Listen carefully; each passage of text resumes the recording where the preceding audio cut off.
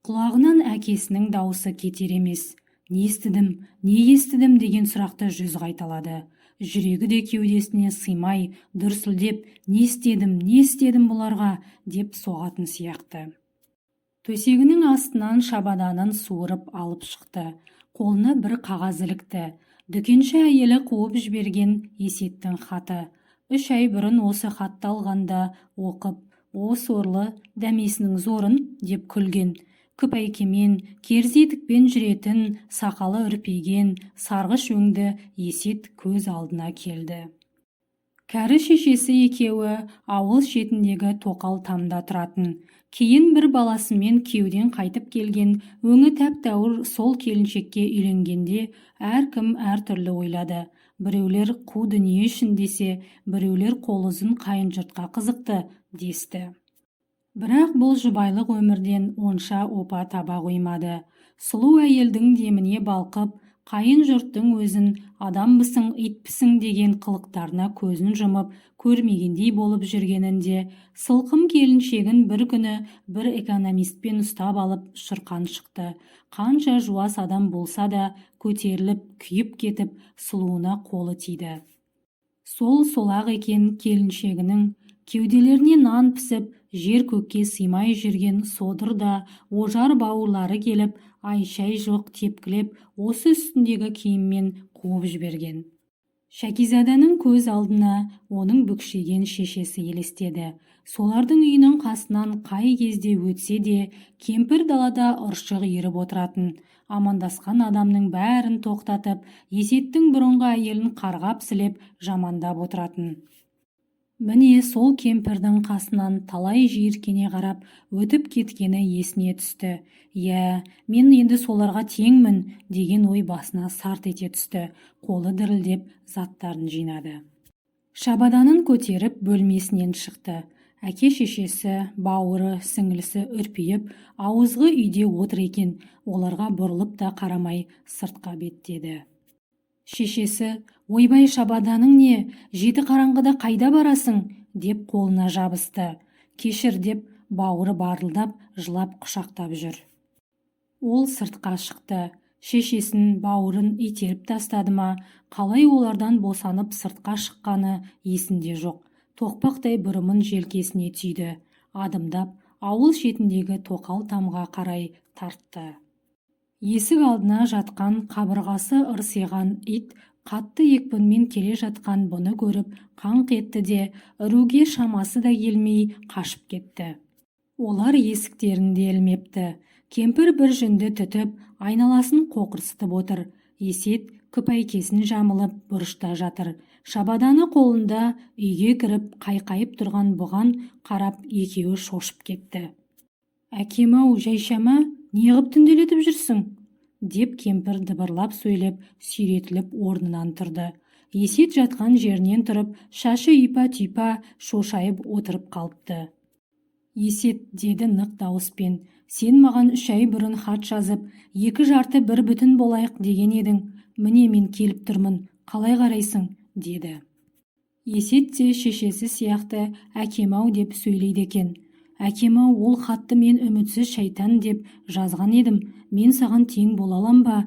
Менің сұрым мынау, әрі оқымаған адаммын" дегендей әлденелерді айтып міңгірледі. Осы кезде үй тұрып, әке-шешесі, бауыры, сіңлісі үйге кірді. Әкесі, "Шәкенім-ау, жүр үйге, бетіңе қарасам ит болайын, жүр үйге" деп ботадай боздап, "Қорлама өзіңді, алтындай болған ботам-ау" деп жылап жүр. Әкесінің бейшара болған сұрын көріп, аяудың орнына зығырданы қайнап, ерегісіп кетті. "Жоқ әке, мен өз түтінімді түтетем, кете беріңіздер" деді. "Әпкетай, жүр үйге, аяғыңа жығылайын, құлың болайын" деп кәкен жүр бақырып жылап. Шешесі жүр орамалының ұшымен аузын басып егіліп. "Есет, мені қалдырасың ба? Мен сенімен тұруға бел байлап келдім" деді ол сұрланып.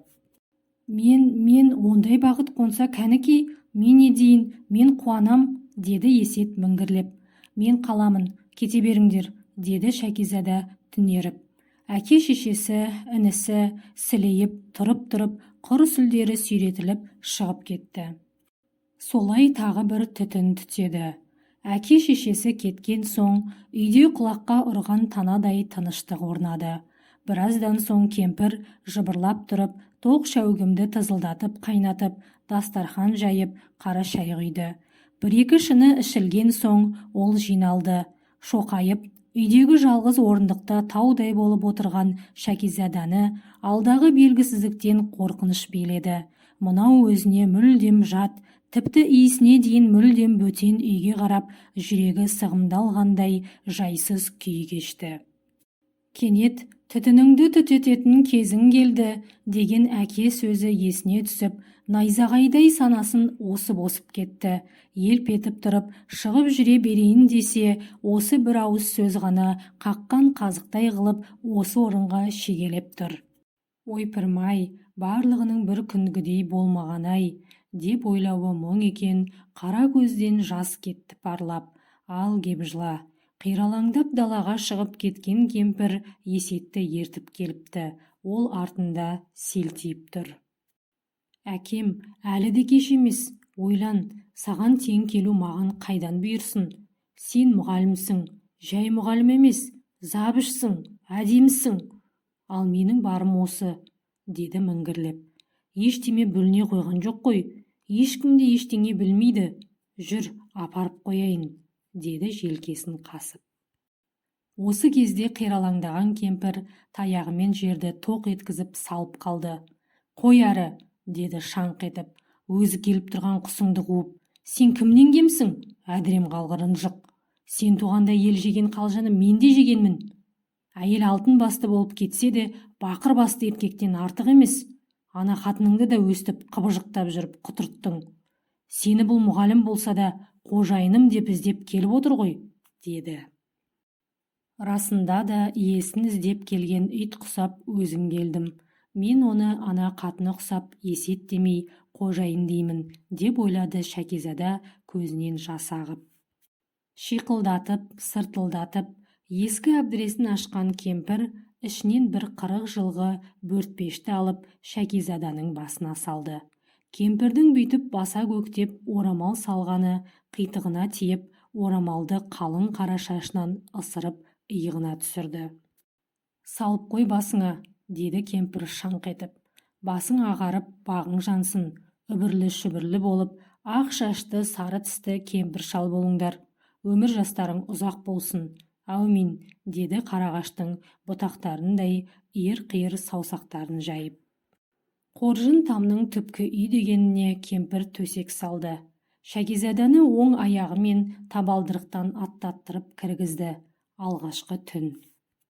Бұл туралы Шәкизада ағылшын классиктерінен ағылшын тілінде, қазақ жазушыларының шығармаларынан да іздеп жүріп көп оқыған.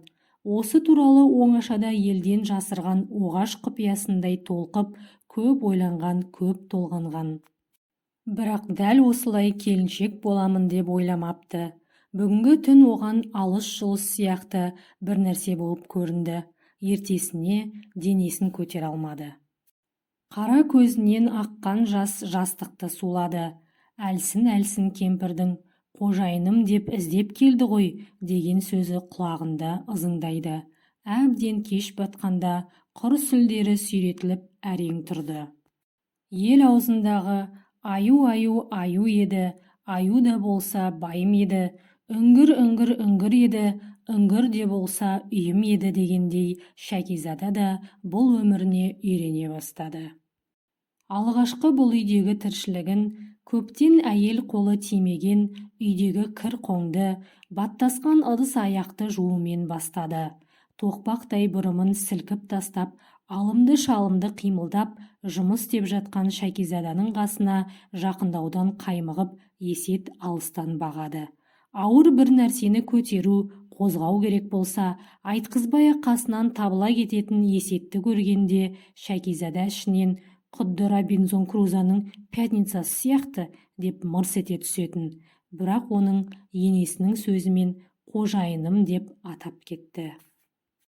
Өзінің осы үйдің есігін аттағанын күтіп тұрғандай, енесі бақилыққа аттанып жүре берді. күйіп жанып, ыстығы көтеріліп, бір-екі күн жатты да жарықтық иегін бір-екі қақты да көз жұмды. Елдің үлкендері құсап, бақылдаспады да, ақылды айтпады. Үйдің ұсақ-түйек жұмысымен айналысып жүрген келініне телміріп қараған күйі, бала құсап томпайып жатқан күйі соңғы сапарға үн-түнсіз аттанып кете берді. Енесін соңғы сапарға жөнелту рәсімі Есет пен Шәкизаданы нағыз ерлі-зайыптыларға ұқсатып, мүлдем жақындатып кетті. Көңіл айту үшін төркіндері де түгел келді. Мыжырайған тоқал тамда тұру Шәкизаданың тынысын тарылтты. Есетті әрең дегенде 4 бөлмелі үй салуға көндірді. Екеуі соқпатам жасай бастады. Кірпіш, ағаштан салынатын үйлерге қарағанда бұл өте арзан әрі тез салынатын еді. Екі жағынан ағаштан қалып жасап, ортасына сары топырақ салып, гүрзімен нығыздап ұра береді. Бір жазда екеуі асар салып, туған-туысқанның көмегімен үйлерін қалқайтып, төбесін шатырлап жапты. Әсіресе етегін беліне түріп алып, шашын тоқпақтай қылып төбесіне түйіп, Шәкизада да Есеттен қалмай там соғысқанын бүкіл ауыл көпке дейін аузынан тастамай айтып жүрді. Қазір Есет пен Шәкизаданың 2 ұлы мен 2 қызы бар. Балалары ақылды. Шәкизаданың алдына қойған мақсаты бар. Ол балаларым жақсы оқып, ғылым жолына түссе екен деген арманы. Ағылшынша үйретеді. Қалада оқыған балалардан қалып қоймасын деп компьютер үйретті. Ал қой аузынан шөп алмайтын момын Есеттің бірегей қасиеті бұзылған мәшинені жөндеуге бір кіріссе, сол гүр етіп жүргенше еш қайда бұрылмаушы еді. Басында ауылдастар оны көріп жіберші деп алып кетіп, жұмысы біткен соң 100 грамын құйып, көңілдендіріп жіберетінін бірнеше рет байқаған соң Шәкизада Есетпен ақылдаса келіп, екеуі мәшине жөндейтін шеберхана ашқан. Міне содан бері Есет баяғы Есет емес, шебер Есеке болды. Өңі де ашылып, баяғы қыбыжықтаған бұрынғы қалпынан өзгеріп, емен жарқын сөйлейтін сүйкімді жігіт ағасына айналған. Ал Шәкизада мектеп директоры, ауылдастары сыйлайды. Сөйтіп бір үйдің түтіні түзу шығып, ел қатарына қосылып кетті. Кәрі қыздың саны бір адамға азайды.